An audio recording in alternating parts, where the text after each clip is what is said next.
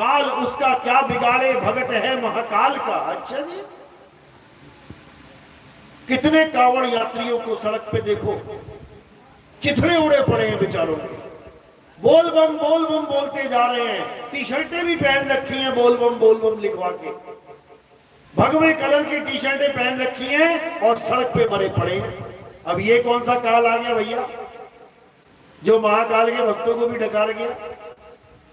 अब क्यों कैसे कहोगे कि काल उसका क्या बिगाड़े, भगत है महाकाल का, ये पड़े हैं भगत महाकाल के, उठाओ लेके जाओ हॉस्पिटल हैं। केदारनाथ गए थे, केदारनाथ में ऐसा जलजला आया कि सारे भक्तों को ही उड़ा के ले गया, लाखों लोग मर गए, फिर भी गा रहे काल उसका क्या बिगाड़े, भगत है महाकाल का। अब क्या सारे भक्तों का सफाया कर दे, तब समझ में आएगा कि ये काल क्या चीज है। ये किसी के भक्तों का सगा नहीं है, ये सबको मारता है। वो राधे राधे करते बेचारे वृंदावन के अंदर कृष्ण जी की धरती में वो पानी में समा गए, उनकी नैया ही पलट गई बेचारों की, नहीं पलटी क्या। फिर भी सोच रहे हैं कि हमारे कृष्ण जी काल से बचा लेंगे। अरे वही काल है, वही काल है। वो बता रहे हैं अध्याय 11 32वां श्लोक, हे अर्जुन इस सारे संसार का नाश करने वाला काल मैं ही हूं, बच के दिखाओ उससे। तो अर्जुन क्या कह रहा है, महाराज कौरवों की सारी सेना आपके मुख में जा रही है, अधर्मी पुरुष आपके मुख में जा रहे हैं, लेकिन हमारे महान योद्धा भी आपके मुख में जा रहे हैं। हमारे योद्धा कौन, जो सत्य के लिए खड़े हैं, जो धर्म के लिए खड़े हैं, आप उनको भी नहीं बकस रहे, उनका भी सफाया करते जा रहे हो। एक तरफ कह रहे हो कि मैं धर्म की स्थापना करने आता हूं और धार्मिक पुरुषों को ही मारते जा रहे हो। ये क्या चक्कर है भाई, यही है सबसे बड़ा चक्कर जिसने बना दिया सबको घन चक्कर। और ये चक्कर कैसे खत्म होगा, जब सतगुरु बंदी छोड़ कबीर साहब की बात तुम्हारे समझ में आ जाएगी। कबीर साहब समझा रहे हैं कि ये काल कैसे तुम्हारा पीछा छोड़ेगा। क्या कहते हैं, अरे बचना चाहो काल जाल से तो चीनो शब्द हमारा, और कहे कबीर अमर कर राखूं जो निज होए हमारा। कहते हैं इस काल भगवान की सबसे शातिर चाल ये है कि ये अपनी पूजा कराने के लिए जीवों पे अत्याचार करता है, यही अत्याचार करता है और फिर यही जीवों का सहारा बनके भगवान बन बैठता है। यानी खुद ही बस्ती में आग लगाता है और खुद ही फायर ब्रिगेड वालों को फोन करके पाइप लेके बस्ती की आग बुझाता है, फोटो खिंचवाता है और रातों रात सुपरस्टार बन जाता है। वाह भाई वाह भाई वाह, खुद ही आग लगाई और खुद ही पानी डाल के फोटो खिंचवाई और बन गया तू सबका साईं। अब ये छूट नहीं रहा लोगों से, वो शरेआम बोल रहा है मैं काल हूं, छोड़ के दिखाओ। कोई मालिक का विवेकी हंस होता है जो सत्य असत्य का निबेड़ा करके इस काल की भक्ति छोड़ के परम दयाल की भक्ति करता है। कोई बिरला हंस होता है मालिक का, नहीं तो अरे जहां भक्षक तहां ध्यान लगाई और जो रक्षक उसे चीन ना पाई। कबीर साहब कहते हैं जो शरेआम दिखा के खा रहा है और लिखवा भी रहा है, लिख इसमें कि मैंने इतने सब लोगों को खा लिया, पढ़कर भी नहीं समझ में आ रहा इस मूर्ख जीव को कि क्या इंसानों को खाने वाला भी भगवान होता है? बताओ, इंसानों को खाने वाला भी भगवान होता है? इतनी भी बुद्धि विवेक काम नहीं कर रही है। और गा रहा है तू प्यार का सागर है। बता, वो पकड़ के मुंडी तोड़ रहा है और उसको कह रहे तू प्यार का सागर है। कमाल हो गई भाई। ये काल है, और केवल वही काल नहीं है, इस जगत के सारे शरीर ये काल ही है। देव निरंजन सकल शरीरा, तामे भ्रम भ्रम रहल कबीरा। ये जितने भी शरीर हैं ये उसी काल भगवान के हैं। काल भगवान कोई एक नहीं है कि एक काल है कोई। अर्जुन के सामने अनंत शरीर, अनंत शीश, अनंत जांघें, अनंत भुजाएं, अनंत कंधे, अनंत शरीर, ये सब काल का ही रूप है। तो इसी काल से बचना है। कैसे बचेंगे? आत्मा की साधना करके बचेंगे, आत्म तत्व को जान के बचेंगे, आत्मा हो के बचेंगे। अभी क्या बने बैठे हैं? आदमी औरत। अभी क्या बने बैठे हैं? बच्चा, बूढ़ा और जवान। अभी क्या बने बैठे हैं? ये 5 तत्वों का पुतला।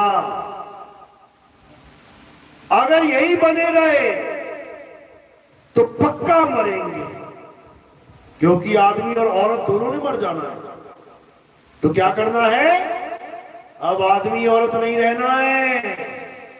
अब क्या हो जाना है? अब आत्मा हो जाना है। कैसे होंगे? आत्म ज्ञानी गुरु से आत्मा का ज्ञान प्राप्त करके होंगे, जिसके लिए गीता में भी बताया गया कि हे अर्जुन, अगर तुम सत्य को प्राप्त करना चाहते हो, अगर तुम सत्य का ज्ञान समझना चाहते हो, अगर तुम आत्मा को जानना चाहते हो, तो कहां जाओ? तुम ऐसे तत्वदर्शी संत की शरण में जाओ जो दोनों प्रकार के तत्वों का ज्ञान रखता है, असत्य का भी और सत्य का भी, यानी जगत का भी और आत्मा का भी। जगत का ज्ञान, जगत का तत्व छुड़वा देता है, इन पंच भौतिक तत्वों से पीछा छुड़वा देता है, और आत्मा का तत्व लखा देता है। जब तुम आत्मा को जान लेते हो, आत्म तत्व को पहचान लेते हो, आत्म तत्व का अनुभव कर लेते हो, तब तुम्हें समझ में आ जाता है कि तुम ही आत्मा हो। और जब तुम्हें यह समझ में आ जाता है कि तुम ही आत्मा हो, अब बताओ कब मरोगे? कब मर जाती है आत्मा?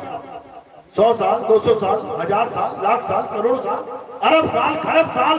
अरे पूरी धरती पे तुम 000 लिखते चले जाना एक के बाद, तब भी तुम्हारी उम्र खत्म नहीं होगी, क्योंकि आत्मा अमर है, अजन्मा है, नित्य है, शाश्वत है, पुरातन है। ये आत्मा ही सत्य सनातन है।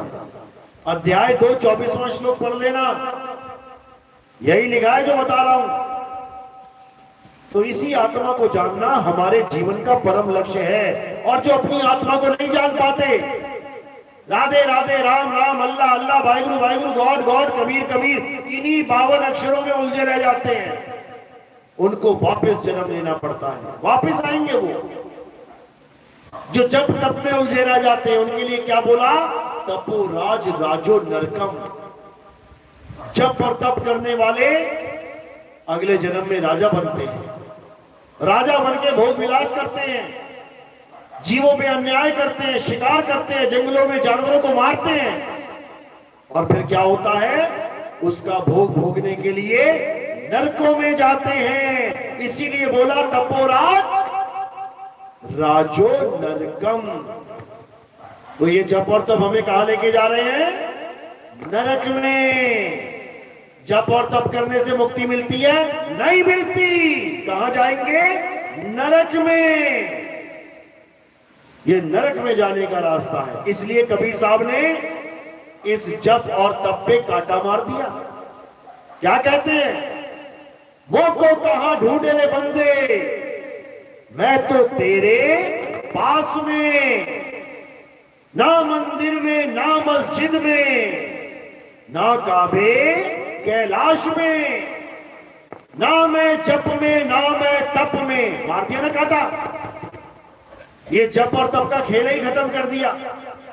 ना मैं जप में ना मैं तप में, ना एकांत निवास में, अरे खोजी होए जपी नहीं कि जप रहा है सुबह दोपहर शाम, सुबह दोपहर शाम।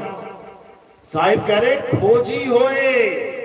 खोजा किसे जाता है? वस्तु को। वस्तु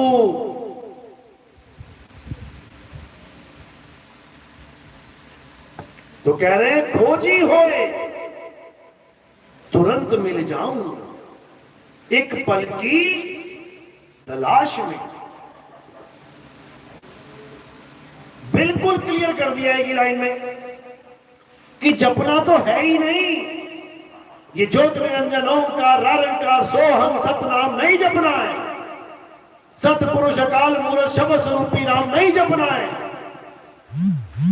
ओम सोहम नहीं जपना है। धन निरंकार मैं तेरी शरण मैंने बख्श ले नहीं जपना है। कोई भी नाम नहीं जपना है। ओम कलियम हरियम शरियम सोम सत्यम नहीं जपना है। कोई मंत्र नहीं जपना है। क्या करना है? खोजी होए तुरंत मिल जाऊं। खोजी यानी जो खोजता है, ढूंढता है। कहते तुरंत मिल जाऊं। अब तुरंत क्यों बोला? क्योंकि वस्तु तेरे पास में है। जो वस्तु मेरे पास है और मैं उसको खोजने लग जाऊं तो यही मिल जाएगी अभी के अभी। और जो वस्तु दिल्ली में है तो अभी कैसे मिलेगी? इसका मतलब परमात्मा कहीं दूर नहीं है। परमात्मा कहां है? परमात्मा तेरे घट में विराजमान है। घट का मतलब काया मत समझ लेना कि परमात्मा तुम्हारी काया में विराजमान है। काया तो एक जेल है। ये 5 तत्व 25 प्रकृति 3 गुणों की जेल है। और इस जेल में परमात्मा नहीं रहता। जेल में कौन रहता है? जीव। जीवात्मा रहती है जेल में, परमात्मा नहीं रहता जेल में। सूर्य की किरण पड़ती है घड़े में, सूर्य नहीं आ जाता घड़े में। समझो? तो कह रहे हैं वही सूर्य की किरण घड़े में आके ऐसा फंस गई कि अपने आप को घड़ा मानने लग गई। ये मिट्टी के घड़े को अपना स्वरूप मानने लग गई। इसीलिए वापस नहीं जा पा रही है सूरज तक। वो घड़ा कहां है? ये है मिट्टी के घड़े। इन घड़ों में आई है वो किरण, और वो किरण अपने आप को ये घड़ा मान के बैठ गई। मैं गोरा, मैं काला, मैं मोटा, मैं पतला, मैं लंबा, मैं छोटा। ये घड़े के साइज है, किरण नहीं है। ये किरण तो ये है जो चेतन सत्ता है, जो चेतना है। देखो आगे टिमटिमा रही है, इसका मतलब चेतना है। ये देखो हाथ हिल रहा है, इसका मतलब चेतना है। ये चेतना की वजह से काया चल रही है। ये सारे कार्य इसी चेतना की वजह से चल रहे हैं। और जब तुम बेहोश हो जाते हो, ये पड़ा हुआ शरीर, तो क्या कहते हैं लोग? ये अचेत हो गया। अचेत। अचेत मतलब बेहोश हो गया। अब इसे होश नहीं है तो चेतना इसी में, लेकिन होश में नहीं है। उसको पता ही नहीं क्या करना है।